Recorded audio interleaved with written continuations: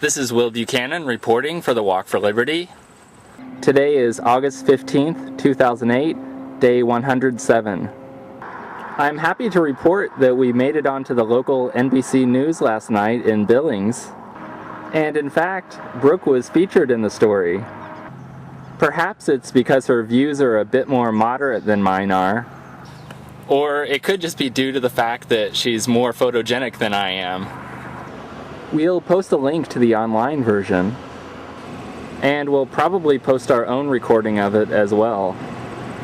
Brooke had an interesting conversation with a local gentleman the other day. She was commenting to him on how the people in this part of Montana seem to be really friendly. And he said to her, yeah, if you draw a line north and south through Billings and divide the state in half, the people east of that are all really friendly, and the people west of that just really aren't. One thing I can add to that, besides our wonderful experience when our car was broken down in Forsyth, is that in cities and towns elsewhere, if I try to wave at drivers that are passing by, a lot of them either look at me like I'm crazy or just completely ignore me. However, in the recent Montana towns, most of the drivers that I wave at also wave back at me.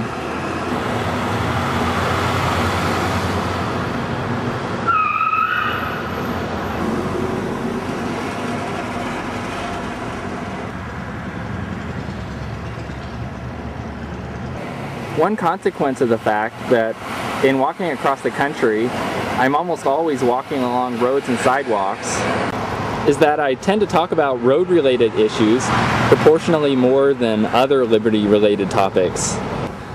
So, as you might have guessed where that was leading to, I'm going to be talking about another one.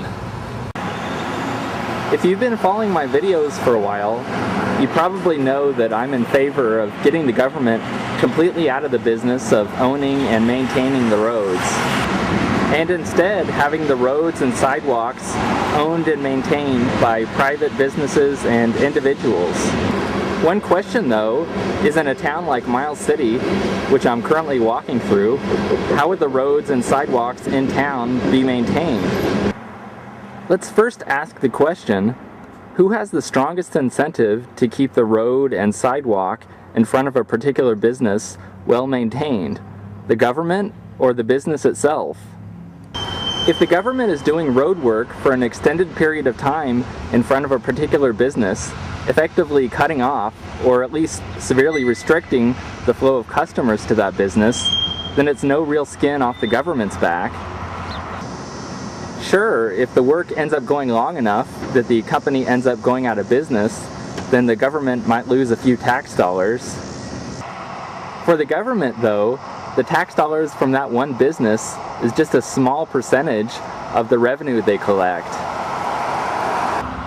For the business itself, though, it's their entire livelihood. There couldn't be a stronger incentive to get the work done correctly and in a timely manner.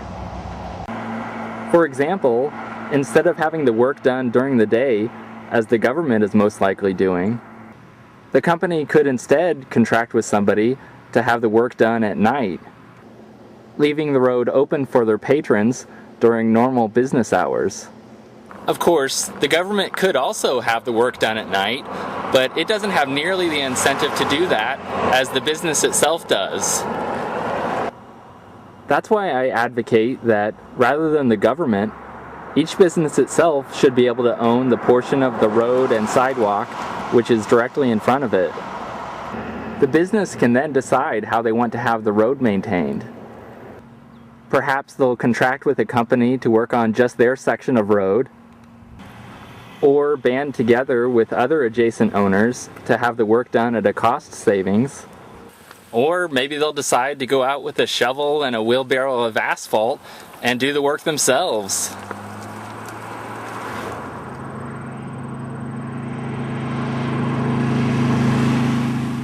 The bottom line is, who better to own the strip of road and sidewalk in front of a business than the business owner himself? It certainly makes no sense for the government to own and maintain it. The business owner has the most incentive to take good care of the road to attract customers to their business.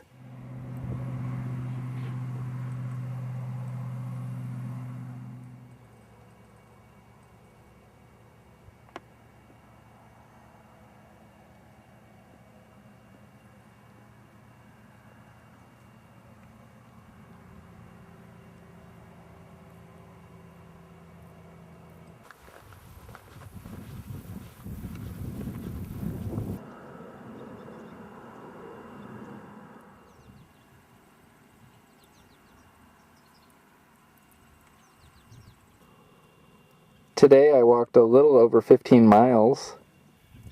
Here's my current location. This is Will Buchanan for blog.walkforliberty.com, signing off.